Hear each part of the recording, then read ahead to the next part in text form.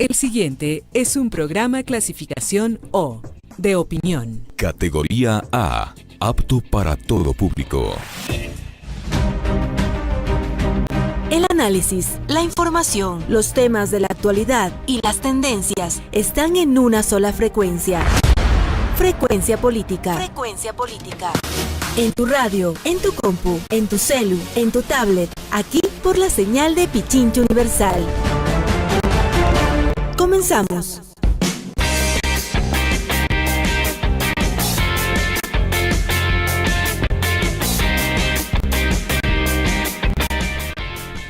Buenas tardes con todos, bienvenidos a quienes se conectan por la señal de Pichincha Universal a una nueva entrega de su programa Frecuencia Política.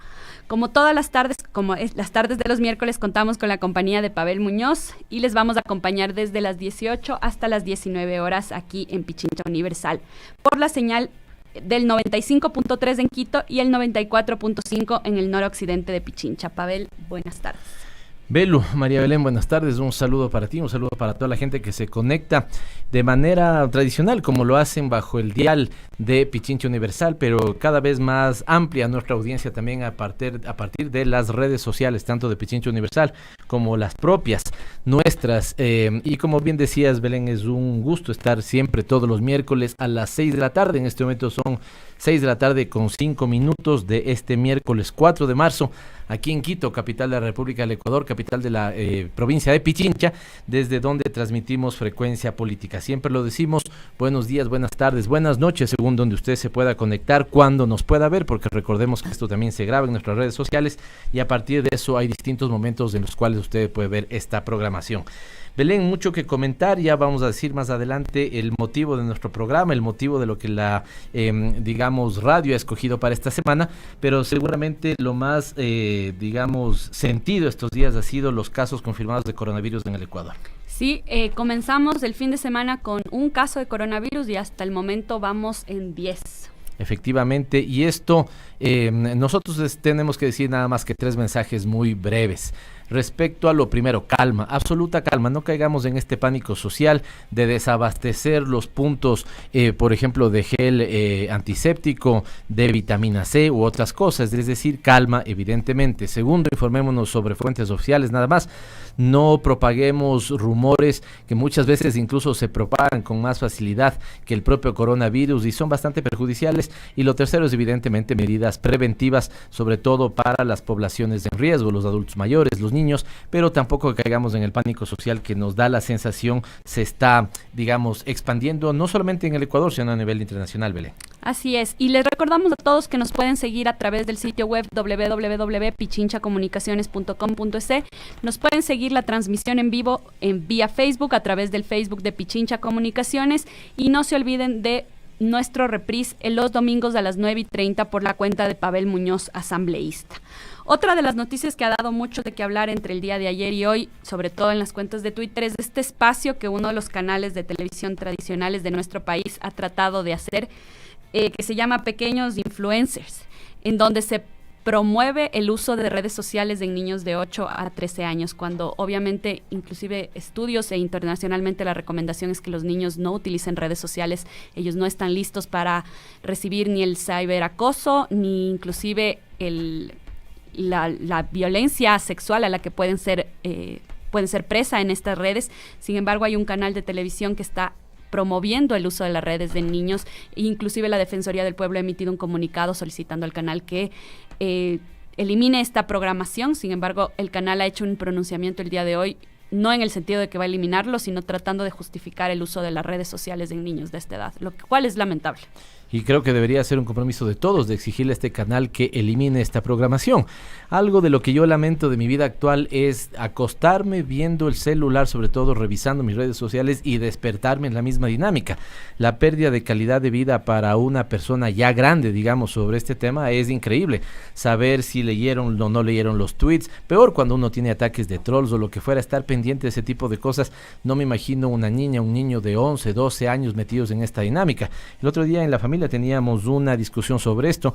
Yo a mis hijos, evidentemente, todavía ni teléfono celular y menos aún permitirles permitirles en el sentido de conversar con ellos y la impertinencia de generar alguna red social en este momento, con lo cual absolutamente impertinente que un canal de televisión esté generando esto, que creo que sería lamentable que los niños de cortas edades, de bajas edades, entren a todas las perversidades, porque seguramente y evidentemente hay bondades en las redes sociales, pero también hay un conjunto de perversidades. Mientras más podamos protegerlos a ellos de esas perversidades, mejor haremos, digamos, como sociedad, incluso creo yo.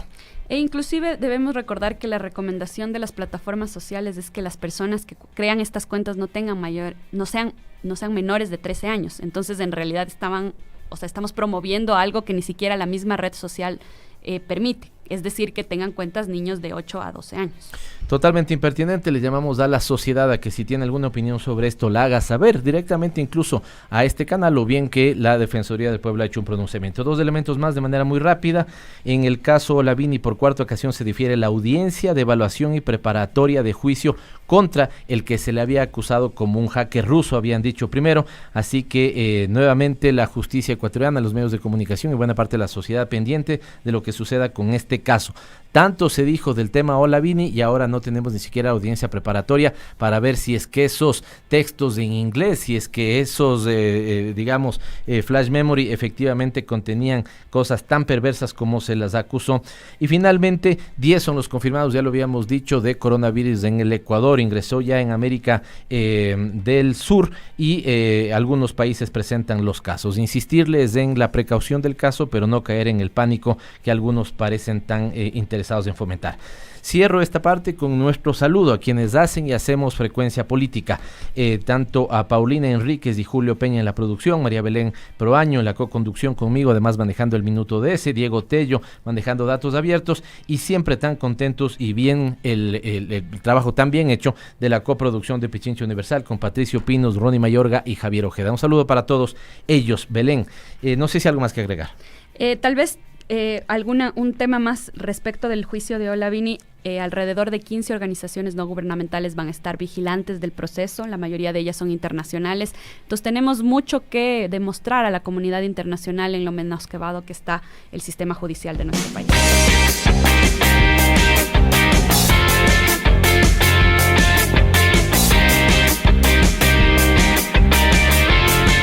Hoy, en Dialogando Con, nos acompaña Virginia Gómez de la Torre para hacer un análisis de la lucha de las mujeres a propósito del 8 de marzo, Día Internacional de la Mujer.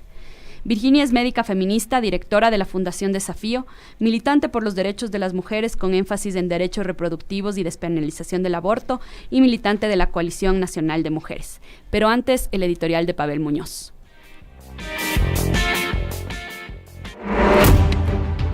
Los hechos y la actualidad a través de la opinión y el análisis en Frecuencia Política.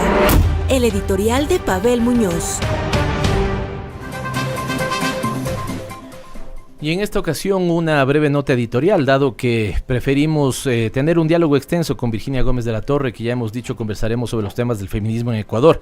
Y esta nota la hacemos por el acierto de el área de producción de Pichincha Universal de haber escogido esta semana como una semana dedicada a todos los programas a hablar sobre el feminismo, sobre la agenda de mujeres en el Ecuador. Este día, domingo 8 de marzo, recordaremos el Día Internacional de la Mujer, de las mujeres. Pero sería inútil si un programa de manera aislada, si una nota editorial de manera aislada o si los noticieros también hacen lo suyo por su parte sin tratar de darle un contenido extenso toda esta semana. Así que creemos un acierto de la radio haber escogido a esta semana para que todos los programas y en todos los momentos estemos hablando del feminismo en Ecuador. ¿Y esto por qué? Porque debemos hablar, por ejemplo, de la violencia que en este momento está tan extendido contra las mujeres. Los casos de femicidio son cada vez más extensos, pero más atroces también. Y esto es una cosa que sí, esta sí nos debería dar pánico social. El tema de violencia, por señalar algunos datos, solamente en el 2019 106 mujeres murieron por femicidio y una mujer muere en el Ecuador cada 71 horas. De todas maneras, da la sensación que la sociedad se ha volcado sobre el tema de la violencia como el el único tema que debería estar pendiente en la agenda feminista, y eso tampoco es así. Yo quisiera señalar al menos 3 casos adicionales que deben estar en consideración. El segundo tiene que ver con las inequidades, y evidentemente en la lucha por el feminismo, la lucha por el feminismo estaría incompleta si no asumimos también la lucha por las injusticias o contra las injusticias y las inequidades. Solo por señalarle un caso, es terrible que por las mismas actividades, por ejemplo, los hombres ganen más que las mujeres, y eso generalmente no suele ser problematizado en nuestra sociedad. Pero también el tema del trabajo no remunerado, o el trabajo, digamos, doméstico no remunerado, como se ha dado a llamar en cualquiera de los dos casos, donde la invisibilización que hacemos del gran trabajo que hacen las mujeres, como si no fuera trabajo, como si el hecho de que no sea remunerado haría que lo invisibilicemos y no lo revaloremos, es también un tema que debe ser problematizado, pero no necesariamente aparece. Y finalmente, la lucha que deberíamos hacer desde el cambio de los patrones socioculturales contra esta lógica de los micromachismos, cosas que están tan enraizadas en nosotros que a veces no nos damos cuenta. Peleas como una niña, no vas a llorar como una niña, o cuando una mujer en una reunión, por ejemplo, explica un tema, hay un hombre que cree que tiene que volverlo a explicar porque el hecho de que lo haya dicho una mujer tal vez no le dio ese peso y esa validez. Todos estos elementos tienen que estar en análisis, tienen que ser problematizados, tienen que ser combatidos, y nosotros sostenemos que tienen que ser erradicados en la sociedad ecuatoriana. No podemos permitir que digamos, las inequidades contra las mujeres, la violencia contra las mujeres siga creciendo día a día. Así que de ahí el compromiso de este programa y de todo la radio Pichincha Universal, porque topemos este tema. Esta es la nota editorial de Frecuencia Política para el día de hoy. Los protagonistas de la información aquí en nuestra cabina, en Frecuencia Política, dialogando con Virginia Gómez de la Torre. Efectivamente, ya María Belén la había presentado, su experiencia profesional y su entrega a las causas del feminismo y la agenda de las mujeres en el Ecuador. Primero, para agradecerte mucho, Virginia, digamos, tu fundación y las mujeres, digamos, de tu espacio de militancia han tenido seguramente que repartirse en varios medios de comunicación esta semana, y agradecemos tu deferencia de haber aceptado este diálogo con nosotros. Muchísimas gracias, bienvenida. Ya, pues a la orden siempre. Muchas gracias por la invitación. Cuando yo conversaba con Virginia, le decía que más que irnos por los elementos conceptuales, que sí los toparemos, me gustaría hacer una suerte como de revisión histórica del feminismo en el Ecuador. Desde cuando militas, Virginia, en esta trayectoria, ¿cuáles han sido desde tu punto, digamos, momentos nucleares de la lucha de las mujeres, las consignas más importantes en estas últimas décadas? Reconocer a quien tú quisieras en esta lucha, ¿no es cierto?, compañeras que han cumplido una tarea destacada, compañeros también si es del caso, y caer finalmente con los temas de coyuntura. Empiezo entonces con esta dinámica. Tu vinculación, en tu nota introductoria decíamos médica, feminista. ¿Cuándo fue tu vinculación al feminismo? ¿De qué características? ¿Qué tiempo llevas militando en el feminismo ecuatoriano?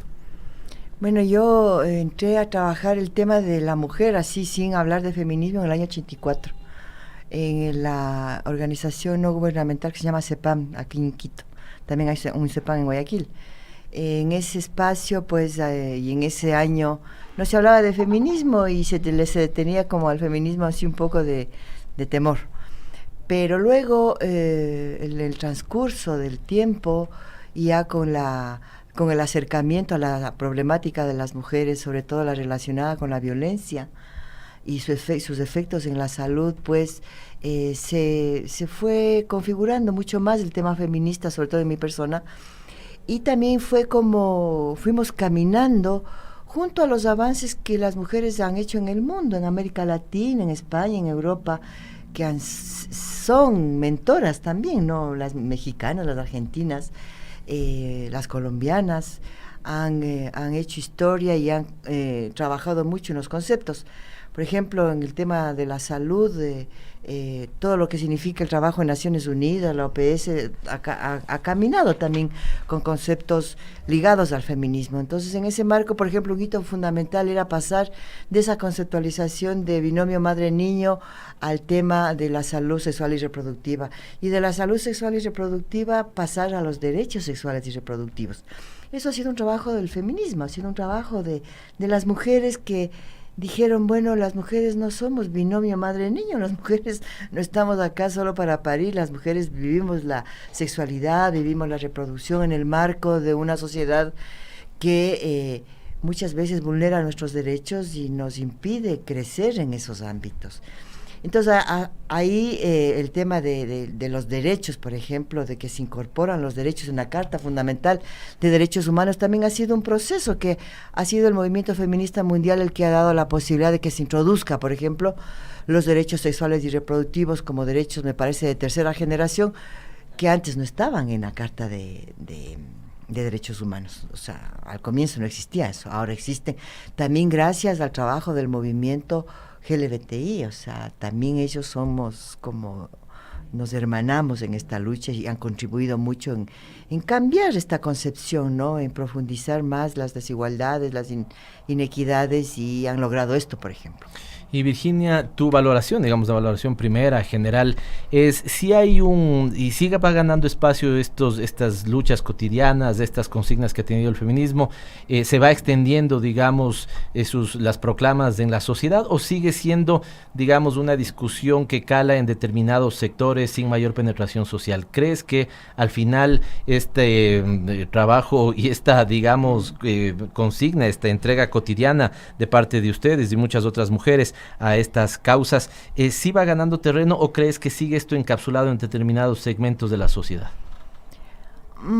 Yo creo que tal vez las dos cosas. Yo creo que al movimiento feminista acá en el Ecuador le falta todavía incidir en sectores mucho más lejanos, digamos, de la centralidad política, de lo urbano, de lo citadino. Falta profundizar lo que se llama el feminismo interseccional, que convoca, que tiene sus expresiones en el movimiento feminista afro, en el movimiento feminista indígena, en el movimiento feminista de las jóvenes, por ejemplo, que ahora es poderoso y es impresionante. O sea, y en ese sentido yo creo que el feminismo latinoamericano y el ecuatoriano ha tenido éxito, porque las jóvenes ahora tienen unas luchas mucho más aguerridas y más avesadas, digamos, en el buen sentido, que nosotras, ¿no? En nuestro tiempo, que todavía teníamos muchos temores, o sea, eran otros tiempos realmente. Ahora yo creo que hay más impacto, hay más impacto, pero falta llegar a esos últimos rincones en donde hay violencia, en donde las mujeres todavía no tienen acceso a esas redes de información, redes de solidaridad, de sororidad, que hacen posible que ellas tengan conocimiento y tengan se involucren en ese conocimiento que muchas veces está, digamos, tal vez en una élite urbana, en una élite académica. Y creo que traducir todo eso es todavía un desafío para el feminismo. Yo creo que sí hace falta, pero hay expresiones del feminismo en las compañeras afroindígenas. La marcha del domingo, que les invito a las compañeras que nos escuchan que vayan, que sale desde el Seguro, es convocado por el Parlamento Plurinacional de Mujeres. O sea, ahí estamos todas y vamos a marchar todas, porque debe ser así. Y ojalá en cada provincia, en cada cantón, en cada parroquia hay expresiones de ese movimiento de mujeres, que sí hay, o sea, sí hay. Nosotros trabajamos en Manabí, por ejemplo, en Manabí hay expresiones en varios cantones, estamos trabajando en 10 cantones, y las mujeres están organizadas en esos cantones. Parecería que no, pero sí. Cuando dice estamos trabajando, ¿en qué, de qué índole es el trabajo?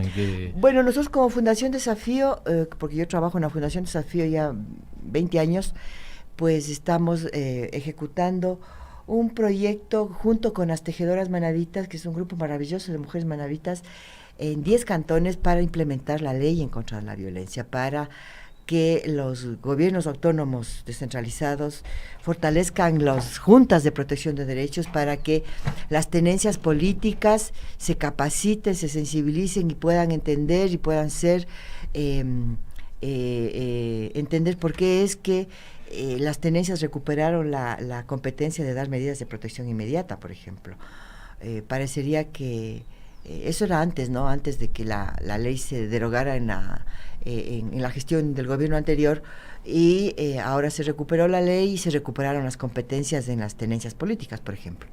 Entonces ahí nuestro proyecto es empoderar a las mujeres de tejedoras manabitas para que ellas sean la contraparte de las juntas, la contraparte de las tenencias, y puedan acompañar en la implementación de la ley. La ley se va cuajando, pero así de a poco se están dando medidas de protección inmediata, pero... ¿Sí sientes que va empezando a tomar cuerpo la ley a nivel territorial? Yo creo que sí, en algunos cantones le cuesta al alcalde entender que las mujeres tengan más a la mano las medidas de protección, previene femicidios, intentos de femicidio, en fin, previene violaciones. Está costando, pero ahí están las mujeres presionando, porque es que nada de lo que tenemos ha sido gratuito, o sea, nada nos han regalado, o sea, y ahí en el territorio las mujeres están diciéndoles a los alcaldes, a los concejales, a las mismas juntas que también hemos capacitado, les están diciendo, miren, estas son las falencias, o sea, las juntas dicen, bueno, estamos funcionando en una sola oficina, estamos 5 metidos acá, no tenemos buen internet, no tenemos vehículo, a veces cumplimos más de una función, a veces nos sentimos inseguros porque los agresores que son denunciados nos amenazan los abogados. Todo eso las tejedoras están diagnosticando y les están devolviendo a los alcaldes para que los alcaldes, bueno, aumenten un espacio a la oficina, aumenten personal, o sea, que tomen en cuenta que así como le dan tanta importancia a las fiestas, que luego producen violencia y a veces femicidios, trabajar por fortalecer las juntas es importante. Es una buena inversión. Se me desprenden 2 preguntas de tu explicación, y la una, cuando te preguntaba en qué consiste tu trabajo, es porque estaba pensando, y en esta visión histórica, en algún momento compartí una lectura, digamos, dentro de mi crítica al desarrollo que hacía en su momento, de que partiendo de esta tesis de que el desarrollo despolitiza, algunos planteaban el hecho de que, por ponerte un ejemplo, ¿no es cierto?, las consignas y las luchas políticas por la redistribución de la tierra, por las reformas agrarias, después, al pasar de una consigna política al ámbito del desarrollo más manejado con ONGs, por ejemplo, se despolitizaba y se convertía en un trabajo más técnico. ¿Crees que eso ha pasado también con el caso del feminismo? ¿En algún momento fue una disputa más, nace como una disputa más política, pasa, digamos, qué sé yo, al mundo del desarrollo un poco más despolitizado? ¿Crees que sí? ¿Crees que no? Va después un poco a la academia y ha pasado, ha logrado penetrar claramente en la política pública, en la concepción del Estado. ¿Cómo ves esta evolución, estos tránsitos, este desarrollo del feminismo en estos distintos ámbitos? Bueno, yo creo que han habido altibajos, ¿no? Pero es innegable, y lo digo con mucho énfasis, el hecho de que el feminismo es una opción política. O sea, yo creo que siempre ha sido una opción política. Claro que a veces somos las ONGs las que llevamos de alguna manera algún conocimiento, algún proceso, somos como de alguna manera facilitadoras de llevar al territorio, digamos, algunas consignas, algunas oportunidades que las mujeres deben tener en el territorio, porque una cosa que yo sí veo es que el feminismo, ahora un poco menos tal vez, pero el feminismo sí ha sido académico, a veces de élite, y sigue siendo muy urbano. Entonces, a nosotros, por ejemplo, como Fundación Desafío, nos gusta trabajar en el territorio. No tenemos proyectos en Quito, por ejemplo, tenemos proyectos en estos cantones que te digo, tenemos 3 proyectos también en el Coca con las indígenas, tenemos un proyecto en Quero y un proyecto en Salinas. Pero ahí con la gente, con las mujeres, porque son ellas las que se tienen que empoderar. Pero de alguna manera, bueno, yo no estoy tan segura de que el feminismo ha despolitizado la lucha de las mujeres. Yo creo que el feminismo, por ende, es muy político. Y gracias al feminismo Gracias al feminismo tenemos lo que tenemos. O sea, No, eso totalmente de acuerdo. Te decía más bien si es que en algún momento el feminismo como movimiento político no ha sido despolitizado en el mundo del desarrollo. Es decir, yo lo que estoy partiendo de esta tesis de, por ejemplo, la planteaba James Ferguson en algún momento, Arturo Escobar, un antropólogo colombiano también con mucha brillantez, decía, por ejemplo, los campesinos.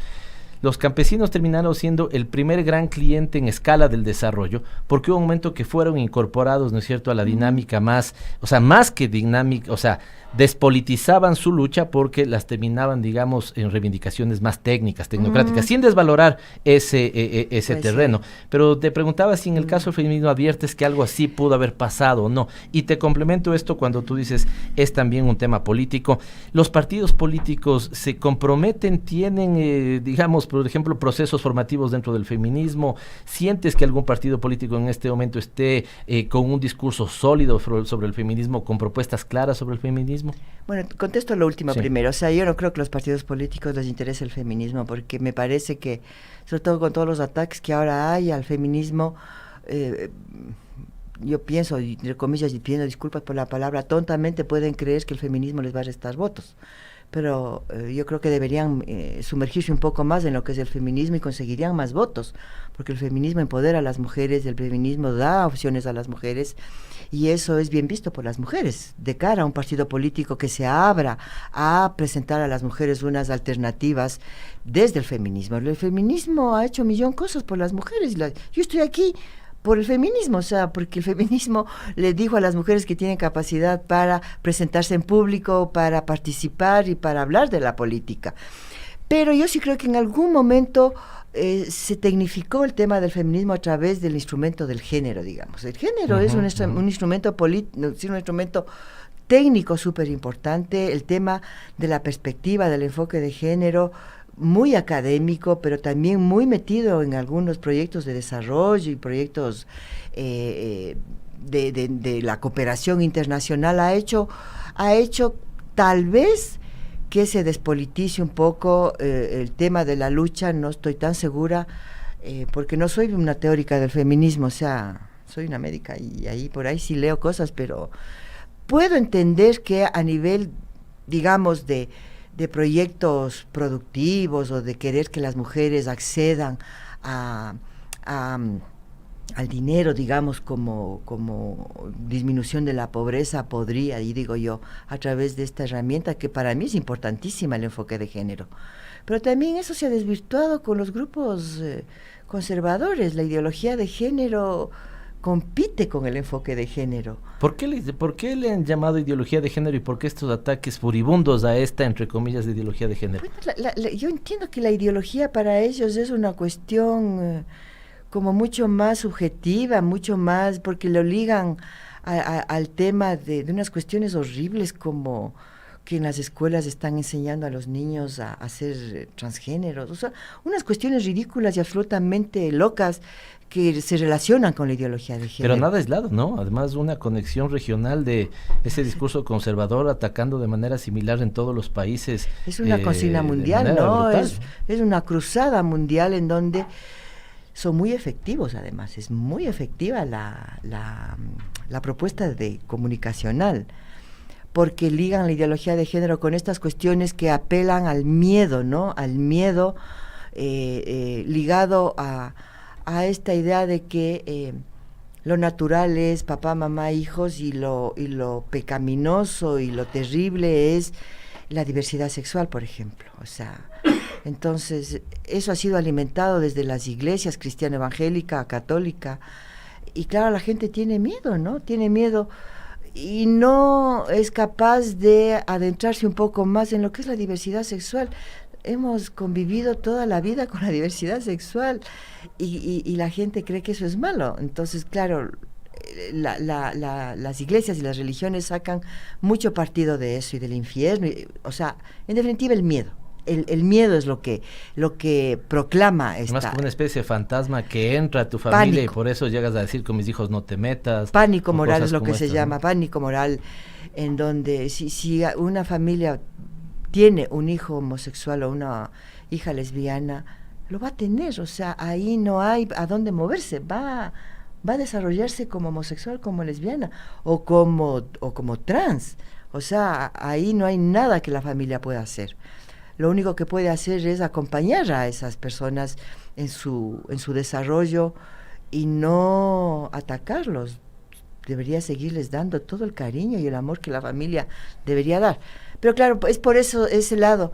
Pero el enfoque de género es una herramienta técnica que hace posible que en los proyectos, en las políticas, se pueda quienes toman esas decisiones entender cómo es que una política afecta al hombre, a la mujer, a la diversidad sexual, al migrante, al campesino. O sea, todo eso es el enfoque de género, y las políticas deben tener como herramienta fundamental eso, porque no se puede pensar que un proyecto de desarrollo en el campo, por ejemplo, no tome en cuenta el aporte de las mujeres en el desarrollo agroecológico, el desarrollo agroindustrial, en la producción cotidiana de los alimentos. O sea, no puede dejarse de tomar en cuenta. No son los hombres solamente los que producen las mujeres los alimentos también. Y eso pasa en la medicina. Por ejemplo, los estudios, las investigaciones que hacen de los fármacos, por ejemplo, tradicionalmente se ha hecho con la fisiología de los hombres, como que el hombre es el único referente y las mujeres tenemos una fisiología diferente. Sin embargo, los medicamentos se producen para los hombres, pero también los tomamos las mujeres. Es muy diferente. Entonces ahora el enfoque de género ha hecho posible que se hagan y se produzca el conocimiento tomando en cuenta la diferencia, ¿no? Porque es lo correcto. Ahora, Virginia, yo siempre he creído que aquí tenemos un problema también de escala. No sé si tú compartes esta reflexión. Hay muchísimas ONGs haciendo un trabajo muy, muy importante. Tú mismo has señalado Fundación Desafío trabajando en Manabí, señalaste Quero, señalaste Salinas, con experiencias, digamos, penetrando en los espacios rurales, con mujeres, digamos, rurales, haciendo un gran trabajo. Pero no hay ahí un problema de descalce en la escala, es decir, estas maravillosas experiencias que pueden repetirse por muchos espacios territoriales en el país han logrado penetrar, suben a la escala nacional. ¿Qué rol tiene ahí el debate de la institucionalidad? Recuerda que siempre ha estado este tema de Ministerio de la Mujer, no un Instituto de la Mujer.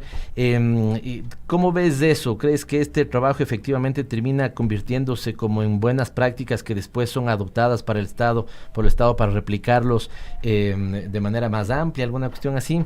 ¿Cómo ves ese tema? O sea, desafortunadamente, pues te tengo que decir que no, porque nosotras somos una ONG, digo pequeña porque nuestra cobertura es pequeña y nuestra intencionalidad es que los gobiernos locales reproduzcan y los gobiernos locales se empoderen en estas propuestas, que sería la escala del gobierno local. ¿Tienes más fe en que sean los gobiernos locales que terminan? Yo tengo mucha fe en los gobiernos locales. Es complicadísimo, no es fácil, pero el gobierno local es mucho más asequible y mucho más amigable. Y la gente de los consejos, por ejemplo, son más gente del territorio, son más gente que está ahí conviviendo con los problemas. Entonces yo le tengo fe al gobierno local desde hace muchos años. Le tengo mucho más fe al gobierno local. Por decirte es un más ejemplo, fácil conversar con un alcalde, alcaldesa que y con el consejo con autoridades claro, nacionales.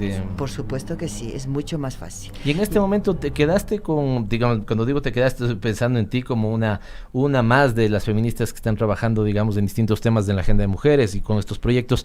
¿Te has quedado con una interlocución a nivel nacional adecuada en términos institucionales?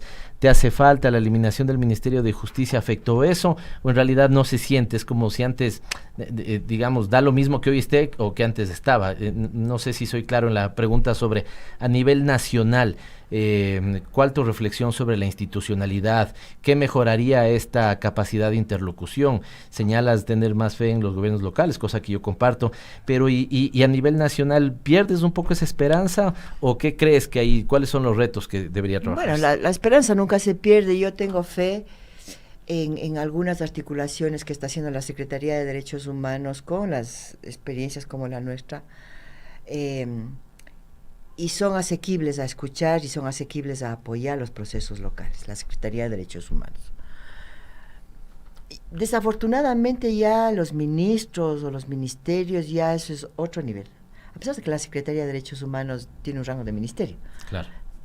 Pero hay compañeras ahí, sobre todo en la parte de la prevención de la violencia, están compañeras maravillosas que están realmente empujando con mucha dificultad, y son amigas y son feministas, y apoyan en lo que se puede, porque como son organismos rectores que dan como directrices a nivel del sistema, por ejemplo, de protección de derechos, le van y le dicen y le dan una modelo de ordenanza que el municipio tiene que entender y tiene que aprobar.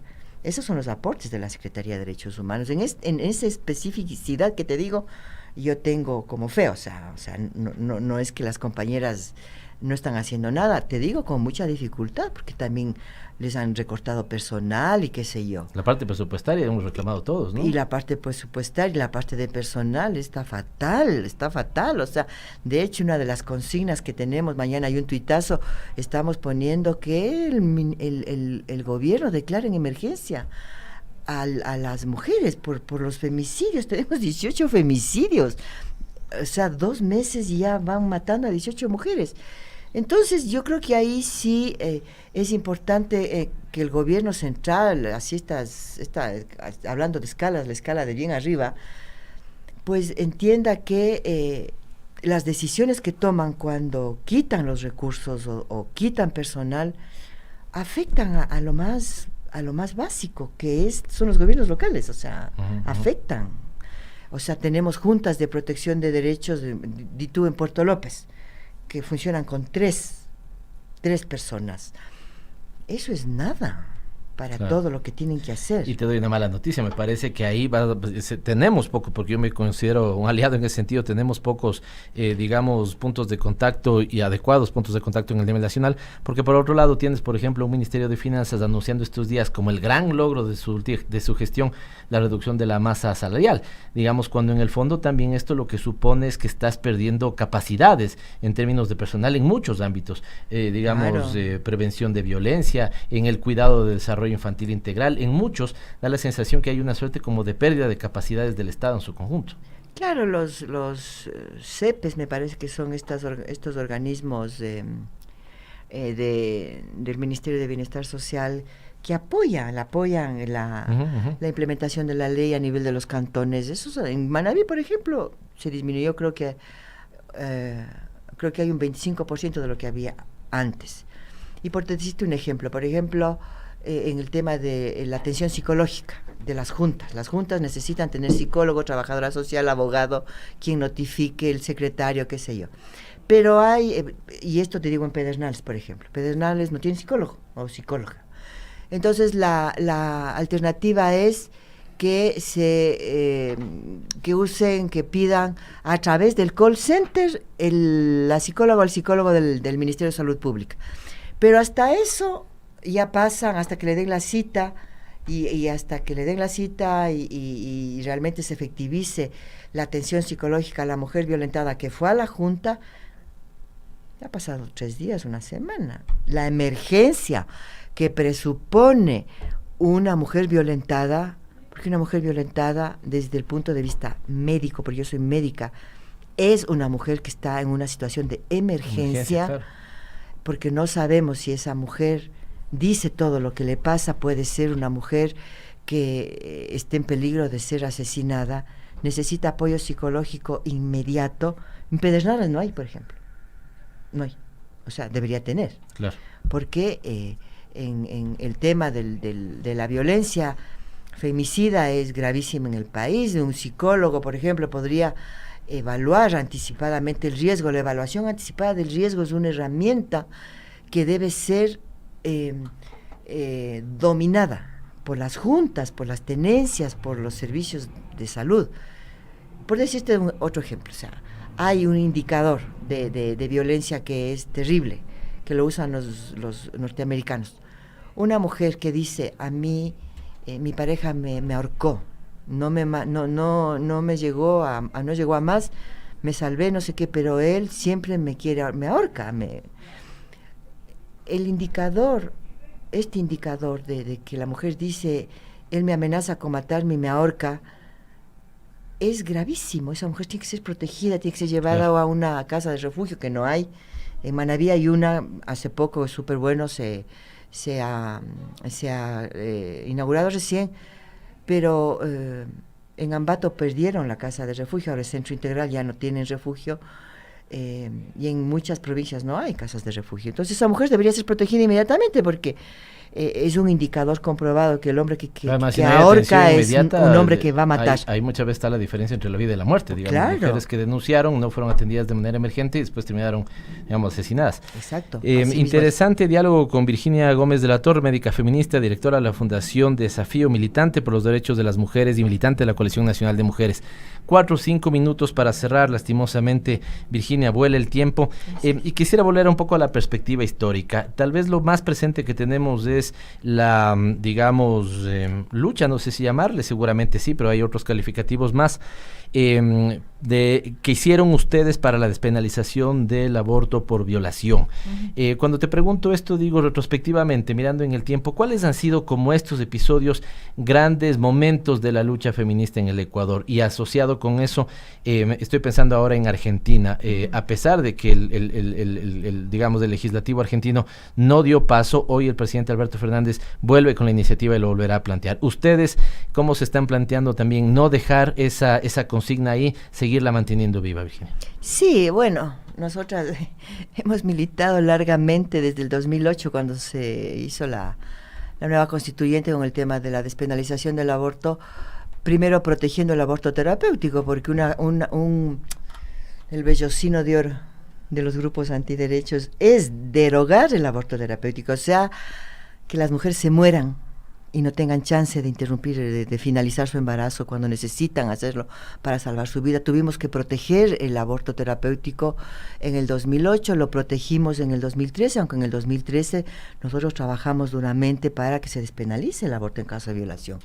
Tú sabes cómo terminó la lucha en el 2013, el expresidente Correa dijo no, y ahí se acabó todo. Pero bueno, nosotros hemos seguido trabajando.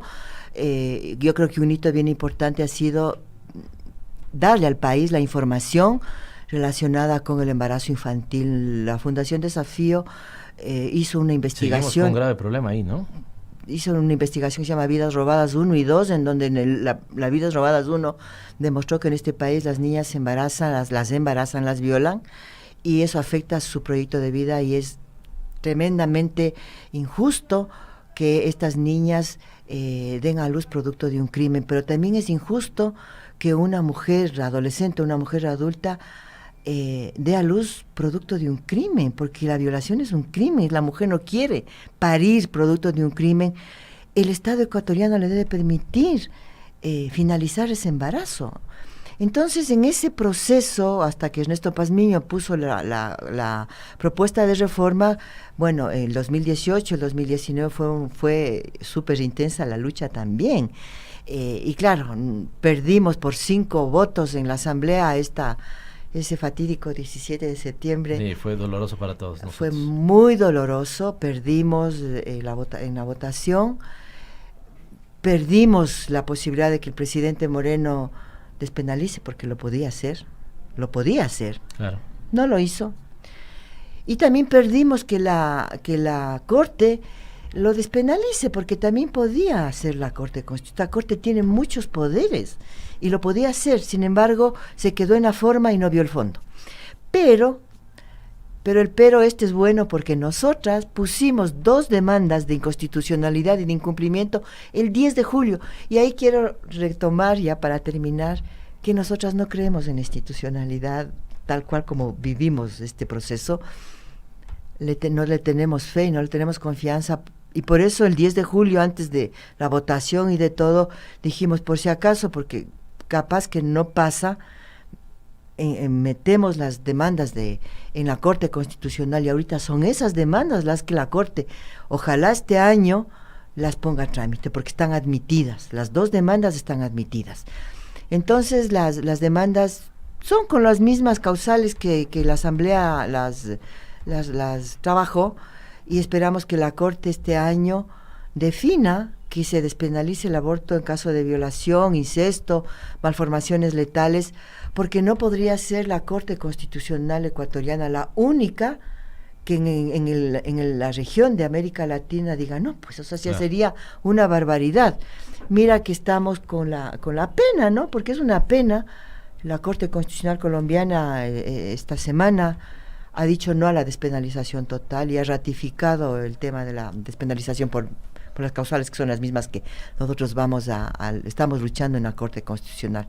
Y valga la oportunidad para emplazarle a la Corte y decirle que este año pues no admita, sino tramite las demandas, ya abra el debate, permita las audiencias y de una vez por todas pues despenalice el aborto por violación, ¿no? Muchísimas gracias, Virginia, gracias por estar con nosotros. 40 minutos siempre quedan cortos, por eso la sabia decisión de esta radio de que al menos en los programas de 6 a 7 de toda esta semana se esté hablando de feminismo.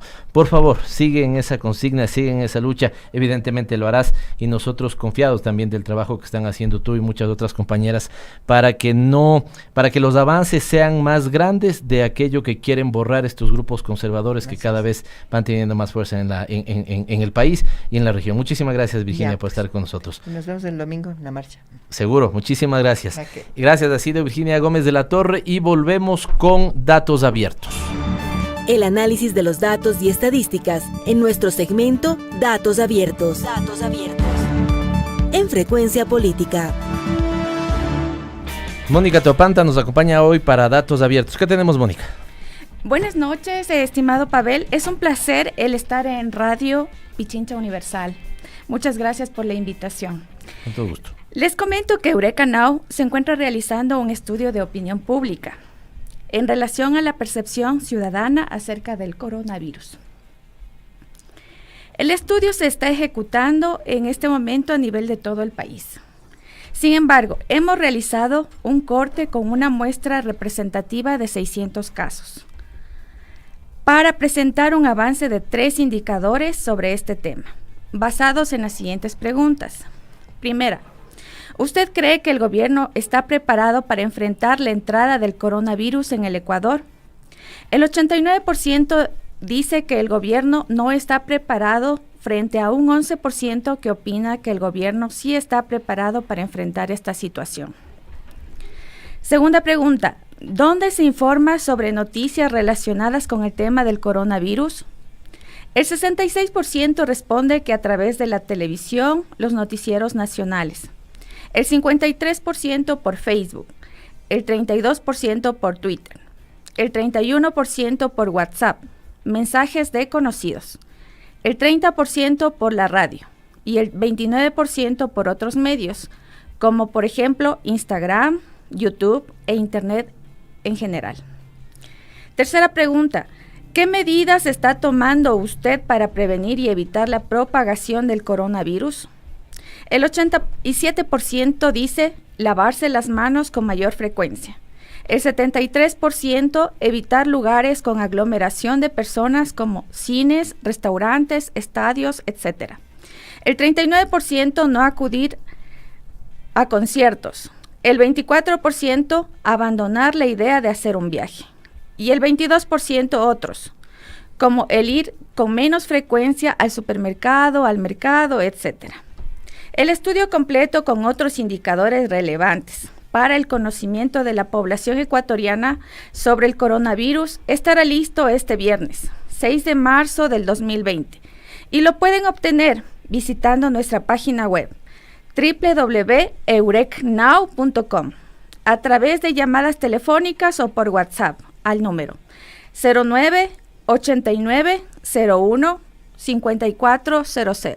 Repito, 09-89-01-5400. Muchísimas gracias. A ti, Mónica, estos han sido interesantes datos sobre el coronavirus en el Ecuador y seguramente el próximo miércoles tendremos más datos sobre eso. De manera violenta vamos con el Minuto de ese con María Belén Proaño.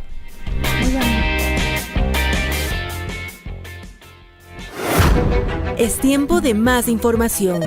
En Frecuencia Política, el Minuto ODS.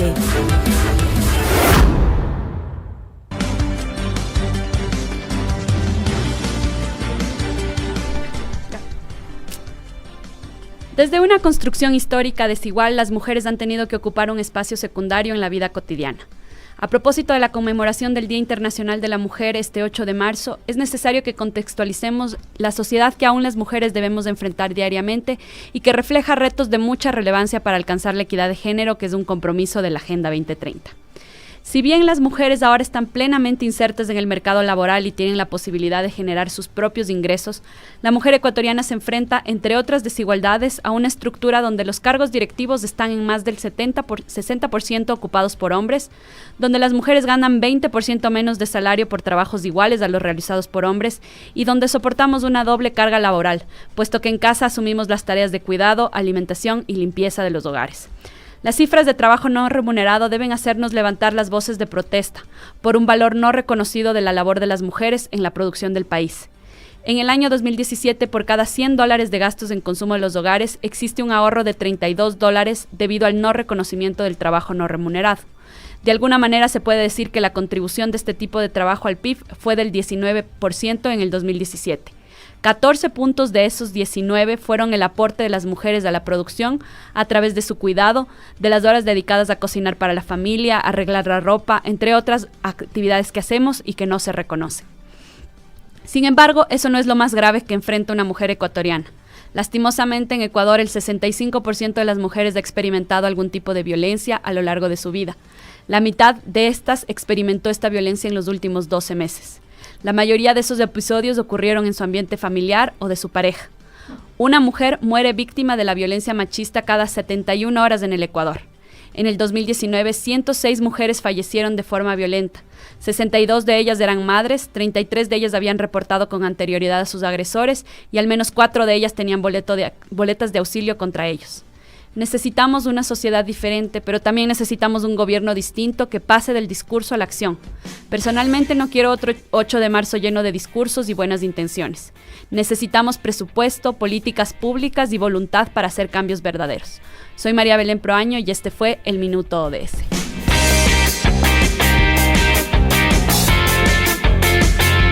Con este muy interesante y pertinente Minuto ODS terminamos. Nos ha quedado corto el espacio y siendo las 19 horas nos despedimos, Belén, hasta el próximo miércoles. Muchas gracias a todos por su sintonía y no se olviden de seguir nuestro reprise el domingo a las 9:30 por la cuenta de Pavel Muñoz, asambleísta. Y que hoy gane la liguita. Nos vemos el próximo miércoles. Gracias por acompañarnos. Aquí termina Frecuencia Política.